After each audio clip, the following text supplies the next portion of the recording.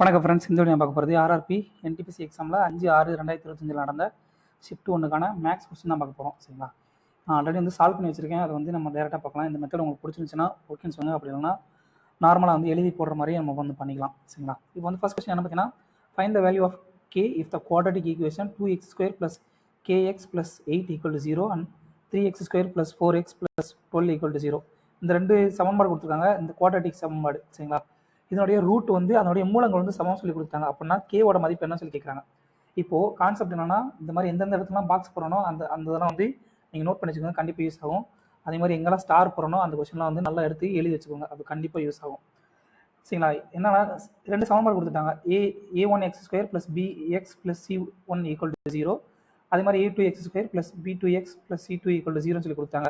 அதே நேரத்தில் அதனுடைய ரூட் வந்து காமன் சொல்லி கொடுத்துட்டாங்க. அதனுடைய மூலங்கள் வந்து சமம் சொல்லி கொடுத்தாங்க. அப்படின்னா அதுக்கு ஃபார்முலா என்னன்னா a1/a2 = b1/b2 = c1/c2. அப்போது நம்ம வந்து இந்த இடத்துல என்ன இருக்கோம்னா b1/b2வையும் அடுத்து c1/c2வையும் வந்து நம்ம எடுத்துக்கிறோம். அப்படி பார்த்தீங்கன்னா k/4 சரிங்களா? k/4 = 8/12ன்னு சொல்லி வரும். அப்போ கேவோட மதிப்பு அடி கொடுத்தீங்க அப்படின்னா 8/3ன்றதான் ஆன்சர். ஸோ இந்த கான்செப்ட் வந்து நமக்கு தெரிஞ்சிருந்துச்சு அப்படின்னா இந்த கணக்கு வந்து ஈஸியாக போட்டுடலாம்.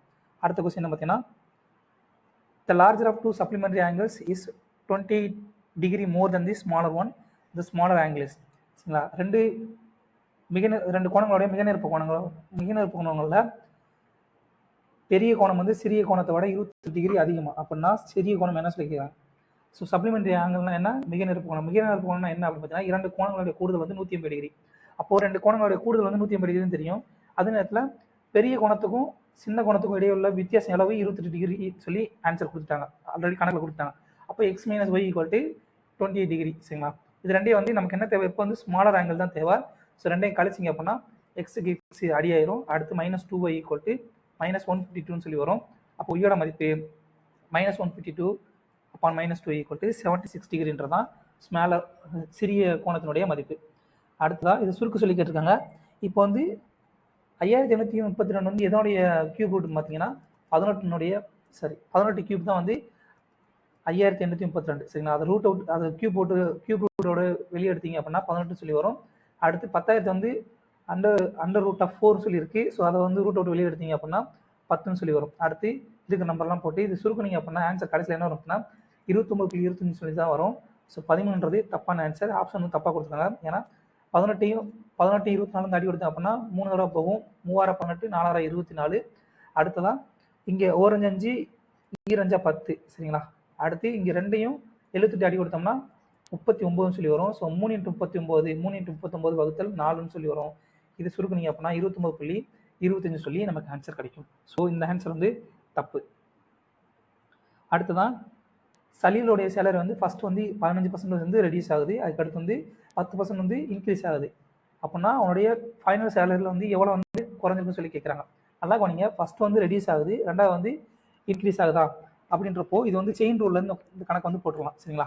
அப்படின்றப்போ செயின் ரூல் ஃபார்முலா என்ன? a + b +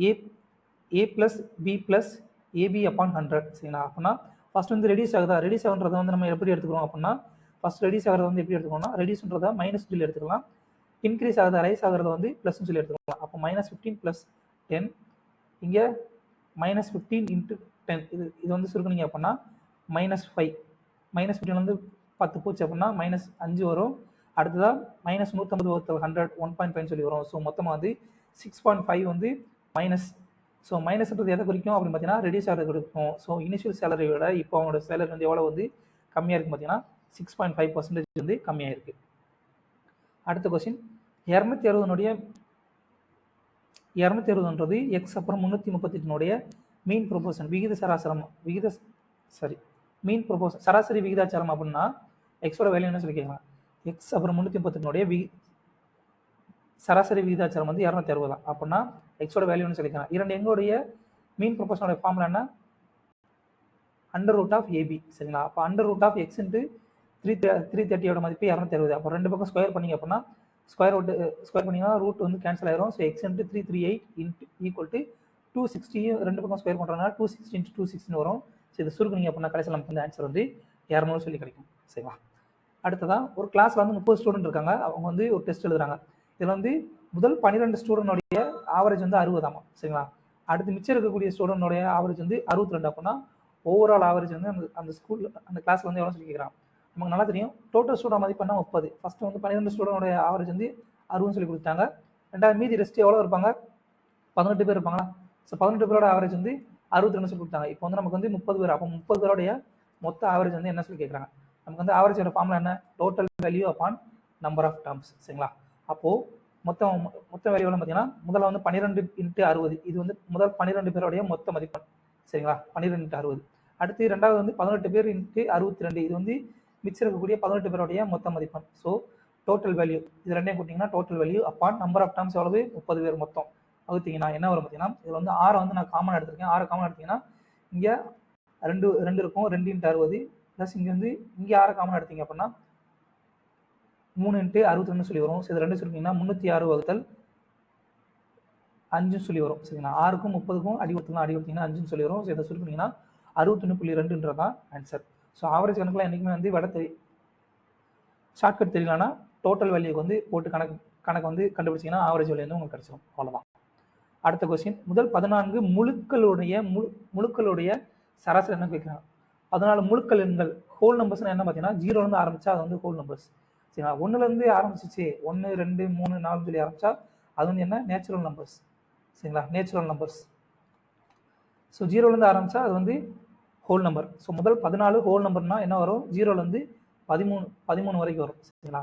அப்போ நமக்கு ஆவரேஜோட மதிப்பு என்ன, முதல் எண் மற்றும் கடைசி எண் இது ரெண்டையும் கூட்டி 2ஆல் வகுத்துட்டோம் அப்படின்னா அதான் ஆவரேஜ். ஸோ 13 × 0 வகுத்தல் 2 6.5 தான் முதல் 14 ஹோல் நம்பர்னுடைய சராசரி. அடுத்து சர்ஃபேஸ் ஏரியா ஆஃப் ஸ்பியர், ஒரு கோளத்தினுடைய சர்ஃபேஸ் ஏரியாவோட மதிப்பு என்ன சொல்லி கேட்குறாங்க. அதோடைய டயமீட்டர் வந்து 98 சென்டிமீட்டர். டயமீட்டர் மூளை விட்டம் வந்து விட்டத்துடைய மதிப்பு 98 சென்டிமீட்டர் அப்படின்னா ஆரத்தோட மதிப்பு என்ன இருக்கும், 49 சென்டிமீட்டர் இருக்குமா. Right, okay. இப்போது சர்ஃபேஸ் ஏரியாவுக்கு கோளத்தினுடைய சர்ஃபேஸ் ஏரியாவுக்கு ஃபார்முலா என்ன, 4/r². ஸோ இந்த ஃபார்முலாவில் பார்த்தீங்கன்னா 4 × 25/7, பையோட மதிப்பு 25/7 × 49 × 49. இதை சுருக்குனீங்க அப்படின்னா நமக்கு என்ன வரும், 4 × 22 88, அடுத்து 7 × 49 343 சொல்லி வரும். நல்லா கவனிங்க, 8 3 சரிங்க. யூனிட் டிஜிட் என்ன வரும், யூனிட் டிஜிட் வந்து 4ன்னு சொல்லி வரும். ஸோ 4ன்னு வர மாதிரி 3 ஆப்ஷன் இருக்குது. ஸோ இந்த ஆப்ஷன் வந்து ஆன்சர் கிடையாது. ரெண்டாவது இந்த 88 நம்ம வந்து எப்படி பிரிக்கலாம் அப்படின்னா 8 × 11 சொல்லி பிரிக்கலாம். அப்படி பார்த்தீங்கன்னா 11 வகுப்படுறது வந்து இந்த 2 நம்பர் மட்டும்தான் 11 வகுப்படும் சரிங்களா. 11 வகுப்படும். இந்த நம்பர் பார்த்தீங்கன்னா 3 கூட்டல் 2 5, 5 கூட்டல் 2 9, 9க்கும் இந்த 11க்கு வித்தியாசம் என்ன, முதல்ல 9 அடுத்து இங்கே 11 இருக்குது. இது ரெண்டுக்கு வித்தியாசம் வந்து 2ன்னு சொல்லி வரும். ஸோ இது வந்து 11 வகுப்படாது. ஸோ இந்த நம்பர் வந்து ஆன்சராக வராது. ரெண்டாவது 8ஆல் வகுப்படணும்னா அந்த 8ஆல் வகுப்படுறதுக்கு ஒரு நம்பர் வந்து 8ஆல் வகுப்படணும் அப்படின்னா நமக்கு வந்து ரூல் என்ன, கடைசி 3 எண்கள் வந்து 8ஆல் வகுப்படணும் சரிங்களா. கடைசி 3 டிஜிட் வந்து 3 தசம் வந்து 8ஆல் வகுப்படணும்னா அந்த மொத்த எண் வந்து 8ஆல் வகுப்படும் சரிங்களா. அப்படி பார்த்தீங்கன்னா இந்த நம்பர் வந்து 8ஆல் வகுப்படக்கூடிய ஒரே எண் எதுன்னு பார்த்தீங்கன்னா இந்த ஆப்ஷனும் தப்பு, இந்த ஆப்ஷன் தப்புன்னு கண்டுபிடிச்சா மிச்சம் இருக்கிறதுல 2 × 16 மிச்சம் 2 இருக்கும், 3 × 24. ஸோ 23 தடவை போகும். ஸோ இந்த நம்பர் வந்து 8ஆல் வகுப்படுறதுனால இதுதான் வந்து ஆன்சர். 11ஆல் வகுப்படுது 8ஆல் வகுப்படுதுன்னா இதுதான் ஆன்சர். அப்படி இல்லைனா இதை வந்து பெருக்கி போடுங்க. அடுத்ததாக ராகுலோட ஏஜ் வந்து அவங்களோட பொண்ணோட ஏஜை போல 3 மடங்கு ஆகும் சரிங்களா. அப்புறம் 8 வருஷம் கழிச்சு அவனோட ஏஜ் வந்து இப்போ இருக்கிறத போல இப்போதுல இருந்து 8 வருஷம் கழிச்சு அவனோட ஏஜ் வந்து அவன் பொண்ணோட ஏஜை போல 2 மடங்கை விட 5 கூடையும் சரிங்களா. 5 years more than twice the age of his daughter. Find his present age of ராகுல். இங்கே வந்து ராகுல் இருக்கான், அவனுடைய பொண்ணு இருக்காங்க. ராகுலோட வயசு என்ன, இப்போது அவங்க பொண்ணோட வயசை போல் 3 மடங்கு ப்ரெசென்ட்டாக சரிங்களா. அப்போ அவனோட பொண்ணோட வயசு எக்ஸ்ன்னு எடுத்துட்டோம் அப்படின்னா அவனோட வயசு 3x சொல்லியிருக்கோம். அப்போ 8 வருஷம் கழிச்சு அவனோட வயசு என்ன இருக்கும், 3x + 8ன்னு சொல்லியிருக்கோம். அவங்க பொண்ணோட வயசும் x + 8ன்னு சொல்லி மாறி இருக்கும் சரிங்களா. இப்போது 8 வருஷம் கழிச்சு அவனோட வயசு என்ன ஆகுது அப்படின்னு பார்த்தீங்கன்னா அவன் பொண்ணோட வயசை போல 2 மடங்கோட 5 கூட்டணும் சரிங்களா, 5 அதிகமாக சரிங்களா. அப்போ 2 × x + 8 + 5ன்றதான் இந்த வயசு வந்து அவனோட 8 வருஷம் கழிச்சு இருக்கிற வயசுக்கு சமமாக இருக்கும். அப்போ இதை சுருக்குனீங்க அப்படின்னா 3x + 8 = 2x + 16. சாரி, இங்கே இருக்க 5 வந்து இந்த பக்கம் கொண்டு வந்திருக்கேன். கழிச்சோம்னா 3x + 3ன்னு சொல்லி வரும் சரிங்களா. 8லேருந்து 5 போச்சுன்னா +3ன்னு சொல்லி வரும். So 3x + 3 = 2x + 16. அப்போ எக்ஸோட மதிப்பு என்ன வரும், எக்ஸோட மதிப்பு 30ன்னு சொல்லி வரும். நமக்கு என்ன கேட்குறாங்க, ஃபைண்ட் த பர்சன்டேஜ் ஆஃப் ராகுல். ராகுலோடைய பர்சன்டேஜ் என்ன, 3x. So 3x equal to 3 × 39, 13 equal to 39 இயர்ஸ்ன்றதான் ஆன்சர். 30ன்றது ஆன்சர் கிடையாது, 39 இயர்ஸ்ன்றதான் அவனுடைய பர்சன்டேஜ். அடுத்ததாக வருண் அப்புறம் ஆசிஷ் இவங்க 2 பேரும் சேர்ந்து ஒரு ஹாலை வந்து சரிங்களா, ஒரு ஹாலை வந்து 3 நாள் வந்து பெயிண்ட் பண்ணி முடிக்கிறாங்க. வருண் மட்டுமே அந்த வேலையை வந்து 7 நாளில் பெயிண்ட் பண்ணுறான். அப்போனா ஆசிஷ் வந்து அதை போல் 4 சரிங்களா, அதை போல் 4 சுவர்களை வந்து பெயிண்ட் பண்ண எவ்வளோ நாள் ஆகும் சொல்லியிருக்காங்க. ஸோ வருண் ஆசிஷ் 2 பேர் சேர்ந்து 3 நாள் வந்து வேலை பார்க்குறாங்க. நம்பர் ஆஃப் டேஸ் சரிங்களா, நம்பர் ஆஃப் டேஸு, இது வந்து டோட்டல் ஒர்க்கு, இது வந்து எஃபிஷியன்சி சரிங்களா. இப்போது வருண் வந்து 3 நாள் வேலை பார்க்குறாங்க, வருண் மட்டுமே 7 நாள் வேலை பார்க்குறாங்க. ஸோ டோட்டல் ஒர்க் எவ்வளோ இருக்கும், எல்சிஎம் எடுத்திங்கன்னா 21. ஸோ வருண் மற்றும் அருணோடைய எஃபிஷியன்சி எவ்வளோ இருக்கும், 7ன்னு சொல்லியிருக்கோம். வருணோட எஃபிஷியன்சி 21 7 வகுத்தீங்க அப்படின்னா 3 சொல்லியிருக்கோம் சரிங்களா. இப்போ நமக்கு வருணோட எஃபிஷியன்சி தெரியும், அருணோட எஃபிஷியன்சி வந்து 7ன்னு சொல்லி நமக்கு கண்டுபிடிச்சி தெரியும். அப்போது இதுலேருந்து வந்து வருணோட எஃபிஷியன்சி வந்து கழிச்சிட்டோம் அப்படின்னா அருணோட எஃபிஷியன்சி என்ன வரும், 4ன்னு சொல்லி வருமா. ஸோ 7 - 3 4. அருணோட எஃபிஷியன்சி அளவு 4. நமக்கு என்ன தேவை, இப்போது ஒரு வாழை சரிங்களா, ஒரே ஒரு சுவரை வந்து அருண் வந்து ஆசிஷ் வந்து, இது அருண் கிடையாது ஆசிஷ், மாற்றி போட்டிருக்கேன். ஆசிஷ் வந்து அவனுடைய எஃபிஷியன்சி அளவு 4 சரிங்களா. இப்போது ஒரு சுவரை வந்து இப்போ அவனோட எஃபிஷியன்சி தெரியும், டோட்டல் ஒர்க் ஒரு சுவரை வந்து முடிக்கிறதுக்கான 4 எவ்வளவு 21ன்றது தெரியும் சரிங்களா, டோட்டல் ஒர்க் தெரியும். இப்போ அவனுடைய ஒரு சுவரை அவனை முடிக்கிறதுக்கு அவனுக்கு ஆகக்கூடிய டைம் என்ன, 21/4 சரிங்களா. அப்போ நல்லா கவனிங்க, இது டோட்டல் ஒர்க்கு அவனோட எஃபிஷியன்சி. அப்போ நம்பர் ஆஃப் டேஸ் வந்து என்ன வரும், 21/4ன்னு சொல்லி வரும். அப்போ 4 வாழை வந்து 4 சுவர்கள் வந்து பெயிண்ட் பண்ணுறதுக்கு அவனுக்கு ஆகக்கூடிய நாட்கள் நம்பர் ஆஃப் டேஸ் இன்ட்டு அவனுடைய எஃபிஷியன்சி ஈக்குவல் டு 21 டேஸ்ன்றதான் ஆன்சர். அடுத்து ஈஸ்வர் வந்து 721 கிலோமீட்டர் வந்து ஒரு போட்டில் வந்து 42 மணி நேரத்தில் நீரோட்டத்துக்கு எதிர் திசையில் வந்து கிடக்கிறான். அதே நேரத்தில் 15 மணி நேரத்தில் நீரோட்டத்துக்கு இணையான திசையில் வந்து கிடக்கிறான் சரிங்களா. அப்படின்னா அவனுடைய ஸ்பீடு வந்து என்னன்னு சொல்லி கேட்குறாங்க. நல்லா கொஞ்சம் நமக்கு வந்து நமக்கு என்னென்ன தெரியும், டிஸ்டன்ஸ் தெரியும், அப்புறம் அப்ஸ்ட்ரீமில் அவனோட டைம், டவுன் ஸ்ட்ரீமில் அவனோட டைம் சரிங்களா. அப்போது நமக்கு வந்து ஸ்பீடு கண்டுபிடிக்கலாமா, அப்ஸ்ட்ரீமோட speed equal to distance upon time. அப்ஸ்ட்ரீம்லையும் டவுன் ஸ்ட்ரீம்லையும் ஸ்பீடு கண்டுபிடிச்சலாம். நமக்கு என்ன கேட்குறாங்க, ஸ்பீட் ஆஃப் த ஸ்ட்ரீம் தான் கேட்குறாங்க. நமக்கு அப்ஸ்ட்ரீமோட ஸ்பீடும் டவுன் ஸ்ட்ரீமோட ஸ்பீடு தெரிஞ்சிருச்சு அப்படின்னா நமக்கு வந்து ஃபார்முலா என்ன அப்படின்னா ஸ்ட்ரீம் சரிங்களா. நீரோட்டத்துடைய வேகம் கண்டுபிடிக்கணும்னா 2க்குள்ள வித்தியாசம் வகுத்தல் 2. அதே நேரத்தில் அந்த போட்டினுடைய ஸ்பீடு கண்டுபிடிக்கணும்னா அப்ஸ்ட்ரீம் டவுன் ஸ்ட்ரீம் 2ஐயும் கூட்டி 2ஆல் வகுக்கணும், அவ்வளோதான். ஸோ அப்ஸ்ட்ரீமோட ஸ்பீடு என்ன வரும் பார்த்தீங்கன்னா, அப்ஸ்ட்ரீமில் என்னது 790 டிஸ்டன்ஸ் அப்பான் டைம் சரிங்களா. டிஸ்டன்ஸ் அப்பான் டைம் 721 கிலோமீட்டரை 42 மணி நேரத்தில் வந்து கிடக்குறான் சரிங்களா. இது வந்து அப்ஸ்ட்ரீமில் அவனுடைய ஸ்பீடு.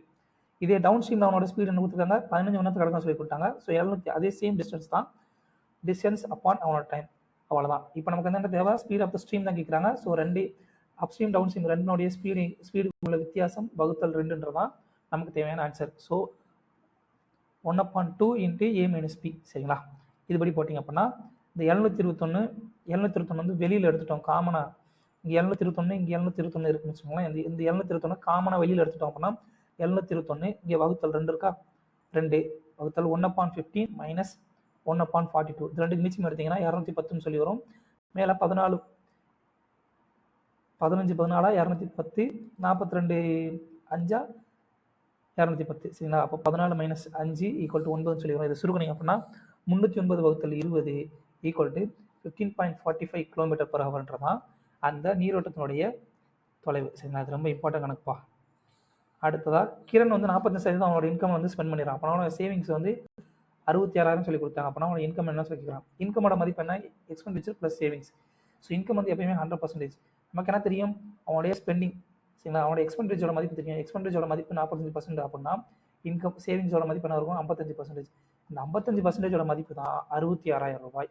அப்போ 5%ஓட மதிப்பு 2 பக்கம் 11 அடி கொடுத்தீங்க அப்படின்னா 5%ஓட மதிப்பு 6,000 சொல்லி வரும் சரிங்களா. நமக்கு என்ன தேவை, இன்கமோட மதிப்பு தான் தேவை. இன்கம்ன்றது 100%. ஸோ 2 பக்கம் 20 பேருக்குனீங்க அப்படின்னா 5 20 100, 6,000 × 20 = 1,20,000 தான் அவனுடைய இன்கம். அடுத்ததாக ஒரு டீலர், ரொம்ப நல்ல கணக்குவா. ஒரு டீலர் வந்து 2 டயரை வந்து 63,000 ரூபாய்க்கு வந்து விற்கிறார் ஒவ்வொரு டயரும். சரிங்களா, பெர் டயர் ஆன் ஒரு டயர் விற்கும் போதுல அவருக்கு வந்து 5% லாபம் கிடைக்குது. இன்னொரு டயரத்தை விற்கும்போது அவருக்கு வந்து 30% நட்டம் கிடைக்குது. அப்படின்னா அவனோட ஓவரால் லாஸ் பர்சன்டேஜ் வந்து எவ்வளோ சொல்லி கேட்குறாங்க. 2 பொருள் விற்கிறாரு, 2 பொருளோட விற்பனை விலை வந்து சேம், எஸ்பி வந்து சேம். சரிங்களா, அதுதான் வந்து கான்செப்ட். சரிங்களா, எஸ்பி வந்து சேம். அவர் வந்து லாஸ் பர்சன்டேஜ் தான் கேட்குறாரு. சரிங்களா, அப்போது இப்போ ஃபஸ்ட்டு பொருளை விற்கும் போது அவருக்கு வந்து 5% லாபம். அப்படின்னா 5% பின்னாடி என்ன 1/20. ஸோ 1/20 அவருக்கு வந்து சிபி வந்து 20 ரூபான்னு சொல்லி இருந்துச்சுன்னா எஸ்பி வந்து என்ன இருக்கும் 21 ரூபான்னு சொல்லி இருந்திருக்குமா. ஸோ லாபம் இல்லையா. அடுத்து 30% வந்து 2வது பொருளை விற்கும்போது வந்து 2வது டயர் வைக்கும் போதில் 30% நட்டம். ஸோ 30%ஓட பின்ன வடி வேணா 3/10. ஸோ 10ன்ற சிபியிலேருந்து விற்பனை விலை 7 ஆயிருக்கும். சரிங்களா, 3 கம்மியாகி 7ன்னு சொல்லி இருக்கும். நமக்கு வந்து கணக்குப்படி அக்கார்டிங் டு கணக்கு வந்து என்ன பார்த்தீங்கன்னா 2 பொருளோடைய எஸ்பியும் சேம். அப்படின்னா இங்கே பாருங்கள், இங்கே 7ன்னு சொல்லியிருக்கு, இங்கே 21 சொல்லியிருக்கு. 2க்கு மிச்சம் எடுத்தீங்கன்னா 21 சொல்லி வரும். So into 3. ஸோ இங்கே 21 இருக்குது, இங்கே வந்து 24 மாற்றணும். 21 மாற்றணும்னா என்ன பண்ணுவோம், இந்த என்டையர் டேமையும் 3ஆல் பெருக்கணும். சரிங்களா, அப்போ பெருக்கினீங்க அப்படின்னா இது வந்து எப்படி என்ன ஆகும், சிபி 20 21 அப்படியே வரும். இங்கே வந்து 3ஆல் உள்ளே கொண்டு போய் பெருக்கினா சிபி வந்து 30 சொல்லி மாறும், எஸ்பி வந்து 21 சொல்லி மாறும். சரிங்களா, இப்போது கணக்குப்படி நமக்கு வந்து எஸ்பி 2 எஸ்பியும் வந்து சேம் ஆயிடுச்சு. சரிங்களா, கணக்குப்படி 2 எஸ்பியும் வந்து சேம், அதோட மதிப்பு வந்து சேமாக மாறிடுச்சு. அவ்வளோதான். இப்போ ரெண்டையும் கூட்டினீங்க அப்படின்னா இங்கே சிபியோட மதிப்பு ஆரம்பத்தில் வந்து 50ன்னு சொல்லி இருந்தது, இப்போ வந்து என்ன ஆயிடுச்சு 42 சொல்லி மாறிடுச்சு. ஸோ எவ்வளோ கம்மியாக இருக்குது, 8 வந்து கம்மியாக இருக்குது, -8 வந்து கம்மியாக இருக்குது. ஸோ எதுலேருந்து கம்மியாக இருக்குது, -8. எதுலேருந்து கம்மியாக இருக்குது, 50லேருந்து கம்மியாக இருக்குது. ஸோ இன்ட்டு பெருக்குனீங்க அப்படின்னா 16% வந்து அவருக்கு வந்து ஓவராலாக வந்து நஷ்டம். சரிங்களா, லாஸ் பர்சன்டேஜ் எவ்வளவு 16%. சூப்பர் கணக்குப்பா. அடுத்த கணக்கு, the difference between the simple interest and compound interest compounded annually on a certain sum for 2 years 16% per annum is 797. Find the sum. ரெண்டு வருடத்துக்கு தனி வட்டி மற்றும் கூட்டு வட்டியோட வித்தியாசம் வந்து 16% இருக்கும் போதில் ஒரு சம்முக்கு வந்து 797 ரூபா அப்படின்னா அந்த அசல் எவ்வளோன்னு சொல்லி கேட்குறாங்க.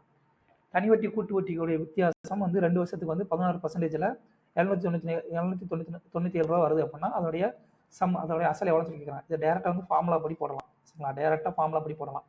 இந்த ஃபார்முலா யூஸ் பண்ணி போடலாம். For 2 years compound interest simple interest வித்தியாசம் PR² சரிங்களா, இங்கே பி தான் நமக்கு தேவை. ஸோ சிம்பிள் இன்ட்ரெஸ்ட் காம்பவுண்ட் இன்ட்ரெஸ்டோடைய வித்தியாச அளவு 797 ரூபா ஈக்குவல் டு P இன்ட்டு 16² இதை சுருக்குனீங்க அப்படின்னா கடைசி நமக்கு வந்து இங்கே 31,133 ரூபான்னு சொல்லி வரும். இது வந்து டேரெக்டாக ஃபார்முலா படி போடுறது. இது வந்து 2 வருஷம்னா மட்டும்தான் இந்த மாதிரி போட முடியும். சப்போஸ் அதுக்கு மேலே வருஷம் இருந்துச்சு அப்படின்னா நம்ம என்ன பண்ணலாம் அப்படின்னு பார்த்தீங்கன்னா சிம்பிளாக கான்செப்ட் சொல்கிறேன், இதை நல்லா தெரிஞ்சுக்கோங்க. சரிங்களா, இந்த கணக்கு வந்து நிறைய இடம் போட்டிருக்கோம். ரைட், இப்போது இந்த சதவீதம் கொடுத்துருக்காங்க இல்லையா, இந்த வட்டி சதவீதம் இது வந்து பின்ன வடிவத்தில் மாற்றுங்க. பின்ன வடிவத்தில் மாற்றினா என்ன வரும் 4/25 சொல்லி வரும். இந்த 25ன்றது என்ன பிரின்சிபல், இந்த 4ன்றது என்ன இன்ட்ரெஸ்ட். அவ்வளோதாங்க. இப்போ நமக்கு வந்து எத்தனை வருஷத்துக்கு வந்து நம்ம மாற்ற சொல்லியிருக்காங்க 2 வருஷத்துக்கு. சரிங்களா, 2 வருஷத்துக்கு அப்படின்னா வேற ஒன்றும் இல்லை, பிரின்சிபல் என்ன பண்ணணும் அப்படின்னா 4/25 தானே இந்த பின்ன வடிவம், இதை வந்து அப்படி ஸ்கொயர் பண்ணுங்க. 25 ஸ்கொயர் பண்ணிங்கன்னா அதுதான் பிரின்சிபல் வந்து 25² 625 தான் பிரின்சிபல். சரிங்களா, அவ்வளோதான். இதை வந்து நார்மலாக இப்போ வந்து நம்ம வந்து கூட்டு வட்டி கண்டுபிடிக்கிறதுக்கான அந்த ட்ரீ மெத்தட் போடும் இல்லையா, அதிலே போட்டுருங்க. அவ்வளோதான். இப்போ 625 ரூபா வந்து பிரின்சிபல் அப்படின்னா முதல் வருஷத்துக்கான வட்டி என்ன வரும் 4 × 25 16% இன்ட்டு 4 × 25 அடி கொடுத்தீங்க அப்படின்னா 25 × 4 100 ரூபா வரும். ஸோ முதல் வருஷம் இந்த பிரின்சிபலுக்கான வட்டி 100 ரூபா. 2வது வருஷம் அதே சேம் இந்த பிரின்சிபலுக்கான வட்டி 100 ரூபா. 2வது வருஷம் இந்த வட்டிக்கான வட்டியும் வருமா, இந்த 100 ரூபாய்க்கான வட்டி எவ்வளவு 4 × 25 16 ரூபான்னு சொல்லி வரும். நல்லா கவனிங்க, இது ரெண்டும் மேலே இருக்க ரெண்டும் வந்து இது முதல் வருஷத்துக்கான வட்டி, இது 2வது வருஷத்துக்கான அசலுக்கான வட்டி, அப்புறம் வட்டிக்கான முதல் வருஷம் கிடைச்ச வட்டிக்கான வட்டி. சரிங்களா, இப்போ மேலே இருக்க அந்த 100 இது ரெண்டும் என்ன சிம்பிள் இன்ட்ரெஸ்ட். சரிங்களா, இது ஓவராலாக என்ன காம்பவுண்ட் இன்ட்ரெஸ்ட். ஸோ இந்த சிம்பிள் இன்ட்ரெஸ்ட்டுக்கும் இந்த காம்பவுண்ட் இன்ட்ரெஸ்ட்டுக்குள்ள வித்தியாச அளவு இந்த 16. இந்த 16ஓட மதிப்பு தான் சரிங்களா, இந்த 16ஓட மதிப்பு தான் 797 ரூபா. ஸோ 16ஓட மதிப்பு 797 ரூபா அப்படின்னா ஒரு பங்கோட மதிப்பு அளவு 797/16. சரிங்களா, நமக்கு என்ன தேவை பிரின்சிபலோட மதிப்பு தான் கேட்டிருக்காங்க. பிரின்சிபல் எவ்வளவு 625. ஸோ 625 × 797/16 ஈக்குவல் என்ன வரும் 31,132 ரூபா 85 பைசான்னு சொல்லி வரும். ஸோ இதை வந்து இன்டர்செக்ட் பண்ணிங்கன்னா 31,133 சொல்லி ஆன்சர் கிடைக்கும். சரிங்களா, அவ்வளோதான் கான்செப்ட். இதே மாதிரி இங்கே வந்து 3 வருஷமோ 4 வருஷமோ சம்திங் கொடுத்தாங்கன்னு வச்சுக்கோங்களேன். இப்போது 25 கியூப்னு சொல்லி மாற்றிக்கோங்க. 3 வருஷம்னா 25 கியூப், 4 வருஷம்னா 25 பவர் 4. சரிங்களா, அப்படி போட்டு நீங்கள் கண்டுபிடிச்சிக்கலாம். அடுத்தது அதோட வேல்யூ வந்து என்ன கேட்குறாங்கப்பா, இதை சுருக்குனீங்க அப்படின்னா கடைசியில் என்ன வரும், எல்லாத்துக்கும் பின்னத்தில் போட்டிங்கன்னா அடிமானத்தில் வந்து 16 சொல்லி வரும். இப்போ இருக்கீங்கன்னா 3 2 6, அடுத்து 1 2 8, கீழே 2 இருக்கும் இல்லையா, 5 அப்படியே தான் வரும், ஏன்னா 16க்கு கீழே. ஸோ இங்கே 2 மேலே எங்கேயும் பெருக்கணும் அப்படின்னா 4, இங்கே மைனஸ் கீழே 1 இருக்குது. ஸோ மேலே எங்கேயும் வந்து கீழே 1 இருக்கும். ஸோ மேலே கீழே வந்து 16 பெருக்கணும்னா -32 வகுத்தல் 16. சரிங்களா, இது எல்லாத்தையும் சுருக்குனீங்க அப்படின்னா கடைசியில் -15/16 சொல்லி ஆன்சர் கிடைக்கும். அடுத்த கணக்கு, இந்த கணக்கு ரொம்ப நல்ல கணக்குப்பா. When x is added to each 30, 15, 21, 11, then the numbers so obtained in this order are in proportion. 30, 15, 21, 11 இந்த 4 எண்களோட எக்ஸ்ன்ற ஒரு எண்ணை வந்து கூட்டணும் அப்படின்னா அதோட அப்படி கிடைக்கக்கூடிய எண்கள் வந்து என்னவா இருக்கான், இந்த 4 எண்களும் வந்து ஒரு விகிதாச்சாரத்தில் இருக்கான். அப்படின்னா 6x is to y, the whole is to y is to 3x minus y-யோட மதிப்பு. இதில் வந்து ஒய்யோட மதிப்பு வந்து 0வோட அதிகமாக அப்படின்னா ஒய்யோட வேல்யூ வந்து என்ன சொல்லி கேட்குறாங்க. சரிங்களா, ஃபஸ்ட் நம்ம எக்ஸோட வேல்யூ கண்டுபிடிக்கணும். எக்ஸோட வேல்யூ கண்டுபிடிச்சாதான் ஒய்யோட வேல்யூ வந்து நம்மளால் கண்டுபிடிக்க முடியும். ஸோ கான்செப்ட் படி இந்த எண்களோட எக்ஸ்ன்ற ஒரு வேல்யூ கூட்டணும் அப்படின்னா இது கிடைக்கக்கூடிய இந்த நம்பர் வந்து ஒரு விகிதாச்சாரத்தில் இருக்காமா. சரிங்களா, ஸோ இந்த மாதிரி கணக்கில் வந்து நம்ம ஷார்ட்கட் என்ன அப்படின்னு பார்த்தோன்னா, இந்த கொடுக்கப்பட்ட எண்களை அப்படியே வந்து இந்த மாதிரி பின்னோடு எடுத்துடலாங்க. 30/15, 21/11. சரிங்களா, இந்த 2 எண்களுக்கு இடையே உள்ள வித்தியாசம் என்ன பாருங்கள். சரிங்களா, இந்த 2 எண்களுக்கு இடையே உள்ள வித்தியாசம், இந்த 2 எண்களுடைய வித்தியாசம்னா இங்கே 15. சரிங்களா, இங்கே வந்து 10. இது 2 சுருக்குங்க. இது 2 சுருக்குனீங்கன்னா 3:2ன்னு சொல்லி வரும். அவ்வளோதான். சரிங்களா, இதுவரைக்கும் கண்டுபிடிச்சதுக்கப்புறம் என்ன பண்ணணும்னா இந்த பக்கம் இருக்கிறத மேலே உள்ள நம்பரோடையும் கீழே இருக்கிறத மேலே உள்ள நம்பரோடையும் பெருக்குங்க. அது எப்படி பெருக்கணும் அப்படின்னா, இந்த நம்பரோட எக்ஸை தானே நம்ம கூட சொல்லியிருக்காங்க. ஸோ எக்ஸ் இங்கே 21 + எக்ஸ். சரிங்களா, இப்படி எடுத்துக்கோங்க. ஸோ 2 × 30 + எக்ஸ் ஈஸ்ட்டு. சரிங்களா, 3 × 21 + எக்ஸ், 2 × 30 + எக்ஸ். சரிங்களா, 3 × 21 + எக்ஸ். சரிங்களா, இது 2 சமம் கணக்குப்படி. சரிங்களா, அப்போ இதை சுருக்குனீங்க அப்படின்னா 60 + 2x சொல்லி வரும். இது சுருக்குனீங்கன்னா 60 + 2x, இங்கிட்டு 63 + 3x சொல்லி வரும். இது சுருக்குனீங்கன்னா எக்ஸோட மதிப்பு -3ன்னு சொல்லி வரும். ஸோ எக்ஸோட மதிப்பு நம்ம கண்டுபிடிச்சாச்சு -3. அவ்வளோதாங்க. இது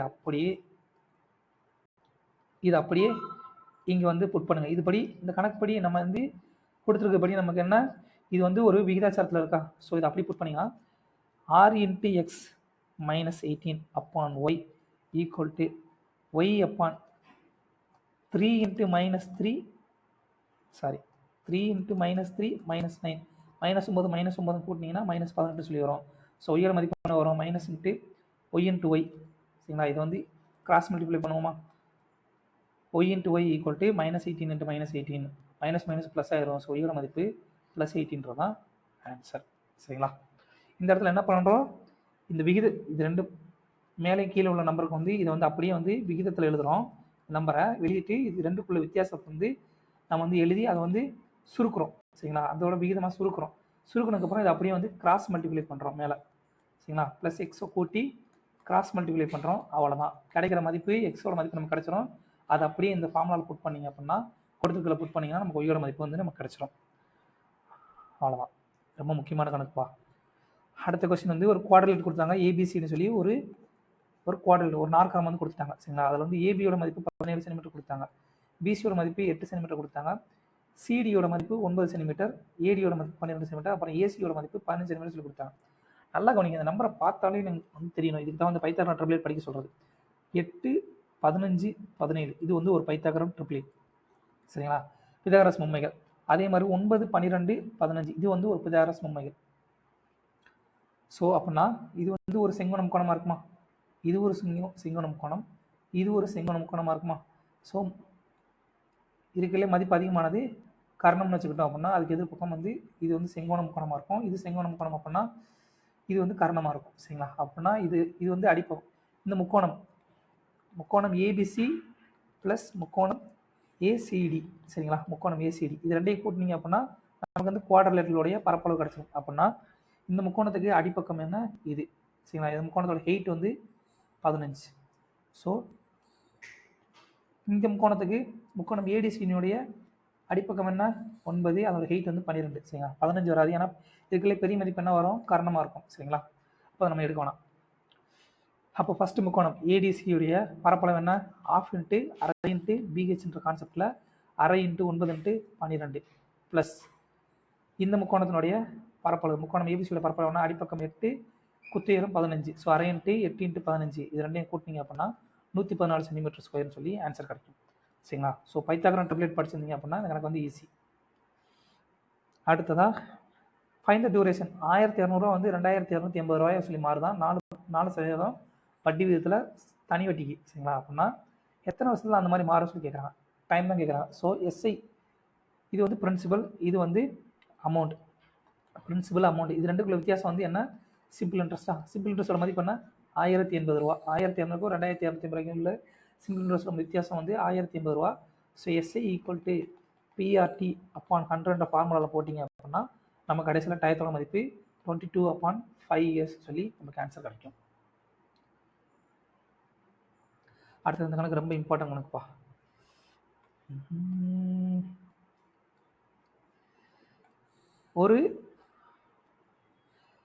ஒரு விற்பனையாளர் வந்து ₹1 வந்து 7 பழங்கள் வாங்குறாரு சரிங்களா. இப்போ வந்து அந்த ₹1 வந்து எத்தனை பழங்கள் வந்து ஒரு வித்தார் அப்படின்னா அவருக்கு வந்து 70% லாபம் கிடைக்கும் சொல்லி கேட்குறாங்க. நல்லா கவனிங்க, ₹1 வந்து 7 பழம் அப்படின்றது என்ன, இங்கே வந்து காஸ்ட் ப்ரைஸ், அதோட மதிப்பு என்ன 100%. சரிங்களா. ₹1 வந்து 7 பழம், அப்போ ஒரு பழத்தோட மதிப்பு என்ன இருக்கும் 1/7 சொல்லியிருக்குமா. ஒரு பழத்தோட மதிப்பு 1/7 ரூபீஸ்ன்னு சொல்லியிருக்கும். இது வந்து என்ன 100% சமம். ஸோ 100% மதிப்பு 1/7 அப்படின்னா 1% மதிப்பு என்ன வரும், ரெண்டு பக்கம் வந்து 100ஆல் வகுத்தீங்கன்னா, ரெண்டு பக்கம் 100ஆல் வகுத்துட்டீங்க அப்படின்னா 1% மதிப்பு 1/7 இன்ட்டு 100 சொல்லி வரும் சரிங்களா. இது 1% மதிப்பு. நமக்கு என்ன தேவை 170% மதிப்பு தான் தேவை, ஏன்னா அவருக்கு வந்து 70% லாபம் கிடைக்கணும். அப்போ விற்பனை விலை என்ன இருக்கும் 170% மதிப்போம். அப்போ எக்ஸ் பழங்களை வந்து 175% வந்து விற்கிறார். அப்போது ஒரு பர்சன்டேஜ் மதிப்பு என்ன 175% இன்ட்டு 1/7 இன்ட்டு 100 சரிங்களா. அடி கொடுத்தீங்க அப்படின்னா என்ன வரும் 7/25 175, 4/25 100 சரிங்களா. 7க்கு 7 அடி ஆயிரும். ஸோ மிச்சம் என்ன இருக்கும் எக்ஸோட மதிப்பு 4ன்னு சொல்லி நமக்கு ஆன்சர் கிடைக்கும் சரிங்களா. அடுத்ததா ஏற்கனவே பார்த்த கணக்கு தான். ரெண்டு மிக நிரப்பு கோணங்களில் வந்து பெரிய கோணம் வந்து சிறிய கோணத்தோட வந்து 50 டிகிரி வந்து அதிகம் அப்படின்னா சிறிய கோணத்தோட மதிப்பு என்ன சொல்லி கேட்குறாங்க. ஸோ இரண்டு கோணங்களுடைய கூடுதல் வந்து எவ்வளோ இருக்கணும் 180 டிகிரி அப்படி இருந்தால் அது வந்து ஒரு மிக நிரப்பு கோணம் சரிங்களா. மிக நிரப்பு கோணத்தோட மதிப்பு என்ன, இரண்டு எண்களுடைய கூடுதலோட மதிப்பு 180 டிகிரின்னு சொல்லியிருக்கோம். இரண்டு பெண்களுடைய கூடுதல் வந்து இரண்டு கோணங்களுடைய கூடுதல் வந்து 90 டிகிரி இருந்துச்சா அது வந்து என்ன நிரப்பு கோணம், காம்ப்ளிமெண்ட்ரி ஆங்கிள் சரிங்களா, நிரப்பு கோணம். ஸோ எக்ஸ் ப்ளஸ் ஒய்யோட மதிப்பு 180 டிகிரி, எக்ஸ் மைனஸ் ஒய் ரெண்டுக்கும் இடையே உள்ள வித்தியாசம் வந்து 50 டிகிரி அப்படின்னா நமக்கு என்ன கேட்குறாங்க ஸ்மாலர் டிகிரி தான் கேட்குறாங்க. ஸோ ரெண்டையும் கழிச்சிங்க அப்படின்னா -x + x 2 அடி ஆயிரும். So -y -2y -180லேருந்து 50 கழிச்சிங்கன்னா -130. ஸோ ஒய்யோட மதிப்பு 65 டிகிரி சொல்லியிருக்கும், அதுதான் வந்து ஸ்மாலர் ஆங்கிள். அடுத்த கொஸ்டின் எக்ஸோட வேல்யூ ஒன்றும் கேட்குறாங்க சரிங்களா. விகிதாச்சாரத்தில் இருக்குது. ஸோ அதோட மதிப்பு என்ன வரும் a/b the whole is c/d அப்படின்னா இதோட மதிப்பு என்ன வரும் p/c/a/dன்னு சொல்லி வரும். ஸோ நமக்கு என்ன தேவை எக்ஸோட மதிப்பு தான் தேவை. ஸோ என்ன வரும் இந்த ரெண்டையும் பெருக்கி இதை வகுத்துட்டீங்க அப்படின்னா நமக்கு வந்து ஆன்சர் கிடைச்சிடும். ஸோ 19/5 இன்ட்டு 16/7/5 இதோட மதிப்பு என்ன வரும் கடைசியில் 41.6ன்னு சொல்லி நமக்கு ஆன்சர் கிடைக்கும். அடுத்த கொஸ்டின் பைப் ஏ வந்து 18 நிமிஷத்தில் வந்து ஒரு டேங்கை வந்து நிரப்புது. பைப் பி வந்து அதே டேங்க் வந்து 20 நிமிஷத்தில் வந்து காலி பண்ணுது சரிங்களா. காலி பண்ணுது அப்படின்னா இப்போ பைப் ஏ வந்து 6 நிமிஷம் வந்து ஓப்பன் பண்ணுறாங்க. அதுக்கப்புறம் ஓப்பன் பண்ணதுக்கப்புறம் பைப் பி வந்து 6 நிமிஷம் கழிச்சு வந்து ஓப்பன் பண்ணுறாங்க அப்படின்னா இப்போ வந்து ரிமைனிங் டேங்க் வந்து எவ்வளோ நேரத்தில் வந்து ஃபில் ஆகும் சொல்லி கேட்குறாங்க சரிங்களா. ரிமைனிங் டேங்க் வந்து எவ்வளோ நேரத்தில் ஃபில் ஆகும் சொல்லி கேட்குறாங்க. பைப் ஏ வந்து அதோடைய டைம் எவ்வளவு, இங்கே வந்து டைமு, இங்கே டைம், இங்கே வந்து கெப்பாசிட்டி, டேங்கோட கெப்பாசிட்டி, இது வந்து எஃபிஷியன்சி சரிங்களா. இப்போ பைப் ஏ வந்து 18 நிமிஷத்தில் டேங்க் நிரப்போம், பைப் பி வந்து 20 நிமிஷத்தில் டேங்க் நிரப்போம். இது ரெண்டுக்கு வந்து எல்சிஎம் எடுத்தீங்க அப்படின்னா என்ன வரும் 180 டேங்கோட கெப்பாசிட்டி. அப்போது பைப் ஏ வந்து ஒரு நிமிஷத்தில் எவ்வளோ நிரப்போம் அப்படின்னா 10 பங்கு வந்து நிரப்போம் சரிங்களா. பைப் பி வந்து ஒரு நிமிஷம் வந்து எவ்வளோ காலி பண்ணும் அப்படின்னு பார்த்தீங்கன்னா -9 பங்கு வந்து காலி பண்ணும் சரிங்களா. 9 பங்கு வந்து காலி பண்ணும். இப்போ நல்லா கவனிங்க, ஃபர்ஸ்ட் வந்து பைப் ஏ வந்து 6 நிமிஷம் வந்து வேலை பார்க்குது. ஸோ 6 நிமிஷத்துல வந்து பைப் ஏ வந்து எவ்வளோ டேங்கில் எவ்வளோ நிரப்புதுன்னு பார்த்தீங்கன்னா 6 நிமிஷம், ஒரு நிமிஷத்துக்கு வந்து 10 பங்கு நிரப்போம் அப்படின்னா மொத்தம் 60 பங்கு வந்து டேங்கில் வந்து நிரப்பிருக்குமா சரிங்களா. இப்போ வந்து டேங்க் வந்து எவ்வளோ ஃபில் ஆயிருக்கும், 180லேருந்து 60 ஃபில் ஆயிடுச்சு. அப்போ இப்போ மிச்சம் வந்து ரிமைனிங் டேங்கோட கெப்பாசிட்டி என்ன வரும், ரிமைனிங் டேங்கோட கெப்பாசிட்டி என்ன வரும், 180லேருந்து 60 கழிச்சிட்டோம், ஆல்ரெடி ஃபில் ஆயிடுச்சு இல்லையா. அப்போ 60 கழிச்சிட்டோம்னா 120 சொல்லி வரும். இப்போ பைப் பியும் ஓப்பன் ஆகுது. ஸோ பைப் ஏ வந்து ஆல்ரெடி ஒர்க் ஆகிக்கிட்டு இருக்கு, பைப் பியும் வந்து ஒர்க் ஆகுது. ஸோ ஏபி ரெண்டு சேர்ந்து வந்து ஒரு நிமிஷத்தில் வந்து எவ்வளோ பங்கு நிரப்பாங்க பார்த்தீங்கன்னா ஏவோட பங்கு 10 - 9 ஈக்குவல் ஒரு பங்கு வந்து நிரப்பாங்க சரிங்களா. அப்போது டேங்கோட கெப்பாசிட்டி என்ன, ஏபி ரெண்டு சேர்ந்து வந்து இப்போ ரிமைனிங் டேங்கோட கெப்பாசிட்டி எவ்வளோ 120, ஒரு நிமிஷத்தில் ஒரு பங்கு நிரப்பாங்க அப்படின்னா மொத்தம் எவ்வளோ நேரத்தில் நிரப்பாங்க 120 நிமிஷத்தில் வந்து அந்த டேங்க் வந்து ரிமைனிங் டேங்க் வந்து நிரப்புவாங்க. அவ்வளோதான். இது வந்து நார்மல் கொஸ்டின் தான்ப்பா. a + b the whole square a - b the whole square இந்த ஃபார்முலாவில் போட்டிங்க அப்படின்னா இந்த கணக்கு ஈஸியாக போட்டலாம். ஸோ இங்கே a - b the whole square formula இருக்கா, இதை சொல்லுங்க அப்படின்னா 4x² + 25y² - 20xy சொல்லி வரும். அடுத்ததாக இங்கே 5x + 2y² வந்து சுருக்குனீங்க அப்படின்னா 25x² + 4y² + 20xy சொல்லி வரும். அடுத்து இதை பாருங்கள், a + b × a - bன்ற ஃபார்மெட்டில் இருக்கா. ஸோ இது ரெண்டே சுருக்குனீங்க அப்படின்னா என்ன ஒரு a² - b² சொல்லிடுமா. ஸோ அப்போ சுருக்குனீங்கன்னா 4x² - 5y² சொல்லி வரும். அவ்வளோதாங்க. நல்லா கவனிங்க, plus 25xy² - 25y² அடியாயிரும், -20xy + 20xy அடியாயிரும். அவன் மிச்சம் இருக்க என்ன இருக்குது, 4x², 25x², 4x² கூட்டினீங்கன்னா 33x² + 4y² தான் நமக்கு தேவையான ஆன்சர். அடுத்து இந்த கணக்கு கொஞ்சம் நல்ல கணக்குப்பா. ஆக்சுவலாக ரெண்டு எண்களோடைய விகிதம் வந்து 5:3 சொல்லி கொடுத்தாங்க. அதோடைய ப்ராடக்ட் சரிங்களா, அதோடைய எல்சிஎம் அப்புறம் ஹெச்சிஎஃபோட மதிப்பு, எல்சிஎம் மற்றும் ஹெச்சிஎஃப்னுடைய பெருக்கல் பலன் வந்து எவ்வளோ சொல்லி கொடுத்தாங்க, 135 சொல்லி கொடுத்தாங்க. அப்படின்னா அந்த அந்த எல்சிஎம் மற்றும் ஹெச்சிஎஃப்னுடைய தலைகீழினுடைய கூடுதல் என்ன சொல்லி கேட்குறாங்க, reciprocal, sum of the reciprocals of LCM and HCF சரிங்களா. எல்சிஎம் அப்புறம் ஹெச்சிஎஃப்னுடைய தலைகீழியோட கூடுதல் சொல்லி கேட்குறாங்க. ஸோ ஃபஸ்ட்டு அந்த நம்பர் வந்து நம்ம என்ன எடுத்துக்கலாம், 5x 3x சொல்லி எடுத்துக்கலாம். 5x 3x ஓட எல்சிஎம் என்ன வரும், 15x சொல்லி வருமா. 15x ஓட மதிப்பு என்ன வரும், 15x சரிங்களா. இப்போது அதோட ஹெச்சிஎஃபோட மதிப்பு என்ன, சாரி அதோட ஹெச்சிஎஃப் 5x, நல்லா கவனிங்க இது வரைக்கும் கவனிச்சுக்கோங்க. இரண்டு எண்கள் வந்து 5x 5:3 விகிதத்தில் கொடுத்தாங்க. அப்போ அந்த நம்பர் வந்து 5x 3x சொல்லி எடுத்துக்கலாம். அதோட எல்சிஎம் என்ன வரும், 15x சரிங்களா. அதோட ஹெச்சிஎஃப் என்ன வரும், எக்ஸ்ன்னு சொல்லி வரும் சரிங்களா. இப்போ கணக்குப்படி எல்சிஎம் ஹெச்சிஎம் பெருக்குனீங்கன்னா 135 சொல்லி வச்சுருக்கேன், 135 வரும்னு சொல்லிட்டாங்க. அப்போ எல்சிஎத்தோட மதிப்பு என்ன 15x, ஹெச்சிஎஃபோட மதிப்பு என்ன எக்ஸ். ஸோ ரெண்டே பேருக்குன்னா 15x² = 135. ஸோ அடி கொடுத்தீங்க அப்படின்னா என்ன வரும், 9 போகும். ஸோ x² மதிப்பு 9 அப்படின்னா எக்ஸோட மதிப்பு 3 சொல்லி நமக்கு கிடைக்கும் சரிங்களா. இப்போ எக்ஸோட மதிப்பு நமக்கு தெரிஞ்சிருச்சு அப்படின்னா எல்சிஎத்தோட மதிப்பு என்ன வரும் 45, ஹெச்சிஎஃபோட மதிப்பு என்ன வரும் 3 சொல்லி நமக்கு என்ன கேட்குறாங்க, எல்சிஎம் அப்புறம் ஹெச்சிஎஃப் இதனுடைய தலைகீழினுடைய கூடுதல் கேட்குறாங்க. ஸோ 1/LCM + 1/HCF ரெண்டையும் கூட்டினீங்க அப்படின்னா 1/45 + 1/3 = 45. மேலே எங்கேயும் வந்து 15 பெருக்கணும்னா 45 வந்துடுமா. ஸோ 15 + 1 16/45 தான் ஆன்சர். அடுத்து கடைசி கணக்கு இல்லை, ஒரு லேடர் இருக்குது சரிங்களா. அது வந்து ஒரு சுவருக்கு எதிராக வந்து தீட்டான்ற ஆங்கிளில் வந்து சாட்சி வச்சுருக்காங்க சரிங்களா. இது வந்து ஒரு ஏணின்னு சொல்லி வச்சுக்கலாம் சரிங்களா. இந்த ஏணி வந்து ஒரு நிலத்தின் மீது ஒரு சுவருக்கு எதிராக வந்து சாத்தியிருக்காங்க சரிங்களா. அது வந்து தீட்டான்ற ஆங்கிளில் வந்து சாத்தியிருக்காங்க. அதோட மதிப்பு என்னன்னா tan தீட்டாவோட மதிப்பு 15/8 சொல்லி கொடுத்தாங்க சரிங்களா.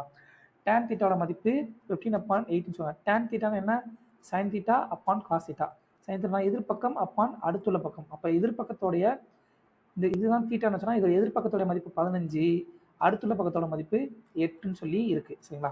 இப்போ வந்து the height of the top of the ladder from the wall is 30 cm. height of the top of the ladder from the wall is 30 cm.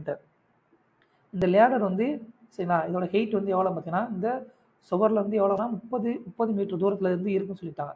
அப்போனா நமக்கு ஆல்ரெடி தெரியும் கணக்குப்படி எதிர்ப்பக்கத்தோட பங்கு வந்து 15 பங்குன்னு சொல்லிட்டு கொடுத்தாங்க. அதோட மதிப்பு 30 மீட்டர் அப்படின்னா ஒரு பங்கோட மதிப்பு என்ன இருக்கும், 2 சொல்லியிருக்குமா. அப்போது கணக்கில் என்ன கேட்குறாங்க, find the distance of the foot of the ladder from the wall. இந்த ஏணியினுடைய அடிப்பாகம் வந்து சுவரில் வந்து எவ்வளோ தூரத்தில் இருக்குன்னு சொல்லி கேட்குறாங்க. அப்போ அது 8 பங்கோட மதிப்பு என்னன்னு சொல்லி கேட்குறாங்க. ஸோ 15 பங்கு 30 அப்படின்னா 8 பங்கோட மதிப்பு 16 மீட்டர்ன்றதான் ஆன்சர். சரிங்களா, சிம்பிள் கணக்கு தான். அடுத்ததாக மோடு அப்புறம் மீடியன். ஒரு டேட்டாவோட மோடு கொடுத்தாங்க, முகடு கொடுத்தாங்க, அதனுடைய இடைநிலை வந்து கொடுத்தாங்க. இப்போ அதனுடைய சராசரி வந்து எவ்வளோ சொல்லி கேட்குறாங்க. ஸோ கணக்குப்படி முகடு ஈக்குவல் டு 3 இடைநிலை. சரிங்களா, 3 இடைநிலை கழித்தல் 2 சராசரி. இதுதான் வந்து ஃபார்முலா. சரிங்களா, இந்த ஃபார்முலா தெரிஞ்சுச்சுன்னா இந்த கணக்கு வந்து ஈஸி. இந்த ஃபார்முலா தெரியலன்னா இந்த கணக்கு போட முடியாது. சரிங்களா, நான் நிறையா தடவை இந்த ஃபார்முலா சொல்லியிருக்கேன். சரி, மறுபடியும் எங்கெல்லாம் வந்து ப்ளூ கலரில் வந்து கட்டம் போகிறோன்னா அதெல்லாம் வந்து எழுதி வச்சுக்கோங்க. So mode equal to 3 median minus 2 mean. மோடோட மதிப்பு என்ன 28.4 ஈக்குவல் டு 3 இன்ட்டு மீடியனோட மதிப்பு என்ன 88 சொல்லி கொடுத்தாங்க மைனஸ் 2 மீன். இதை சுருக்கினீங்கன்னா கடைசியில் மீனோடைய மதிப்பு சராசரியுடைய மதிப்பு 117.8ன்னு சொல்லி நமக்கு ஆன்சர் கிடைக்கும். அடுத்து கணக்கில் வந்து மார்க்கெட் ப்ரைஸ், ஒரு பெட்டினுடைய மார்க்கெட் ப்ரைஸ் குறித்த விலை வந்து 517 சொல்லி கொடுத்தாங்க. சரிங்களா, அது வந்து அதோட காஸ்ட் ப்ரைஸோட வந்து 30% அதிகமாக. ப்ராஃபிட் வந்து இப்போ வந்து அவனுக்கு வந்து 2% வந்து ப்ராஃபிட் கிடைக்குது அப்படின்னா டிஸ்கவுண்ட் பர்சன்டேஜ் என்ன சொல்லி கேட்குறாங்க. இங்கே நல்லா கொஞ்சம் டிஸ்கவுண்ட் பர்சன்டேஜ் தான் கேட்குறாங்க. ஸோ இந்த விலையோட மதிப்பு வந்து நமக்கு தேவையே இல்லை. சரிங்களா, டேரெக்டாக நல்லா கொஞ்சம் சிபி எழுதிக்கோங்க, அடுத்து மார்க்கெட் ப்ரைஸ் எழுதிக்கோங்க, இங்கே எஸ்பி எழுதிக்கோங்க. சிபி வந்து எப்பயுமே 100%. சரிங்களா, சிபி வந்து 100% அப்படின்னா அவன் என்ன பண்ணுறான் 30% above the cost price. Market ப்ரைஸோட மதிப்பு பண்ணால் 30% அதிகமாக. ஸோ சிபி 100% அப்படின்னா மார்க்கெட் ப்ரைஸோட மதிப்பு எவ்வளவு 130% சொல்லி கொடுத்தாங்க. சரிங்களா, 130% இருக்கும். இப்போது கணக்கில் வந்து இன்னொரு கான்செப்ட் என்ன கொடுத்தாங்கன்னா அவனோட ப்ராஃபிட் வந்து எவ்வளவு 2% சொல்லி கொடுத்தாங்க. அப்போது ப்ராஃபிட் வந்து எப்போயுமே காஸ்ட் ப்ரைஸ் தான் பார்க்கணும். சரிங்களா, அப்போ காஸ்ட் ப்ரைஸ் வந்து ப்ராஃபிட்டோட மதிப்பு 2% அப்படின்னா செல்லிங் ப்ரைஸோட மதிப்பு என்ன இருக்கும் 102%. சரிங்களா, ப்ராஃபிட் வந்து 2% அப்படின்னா செல்லிங் ப்ரைஸ் எவ்வளவு 102%. அவ்வளோதான். இப்போ 130 எவ்வளோ கம்மியாக இருக்குது 28 வந்து கம்மியாக இருக்குது. சரிங்களா, அவ்வளோதான். இதை வந்து கண்டுபிடிச்சிட்டிங்கன்னா நமக்கு வந்து டிஸ்கவுண்ட் பர்சன்டேஜ் கண்டுபிடிச்சலாம். ஸோ எவ்வளோ கம்மியாக இருக்குது 28 கம்மியாக இருக்குது. நல்லா கொஞ்சம் discount percentage equal to discount upon market price into 100. இதுதான் ஃபார்முலா. சரிங்களா, இது தெரிஞ்சுக்கோங்க. ஸோ அப்போ டிஸ்கவுண்ட் எவ்வளவு 28 ரூபா வந்து டிஸ்கவுண்டாக இருக்குது. இதில் வந்து மார்க்கெட் ப்ரைஸ் 130 ரூபாலேருந்து கம்மியாக 130 ரூபாலேருந்து டிஸ்கவுண்ட் ஆகிருக்கு.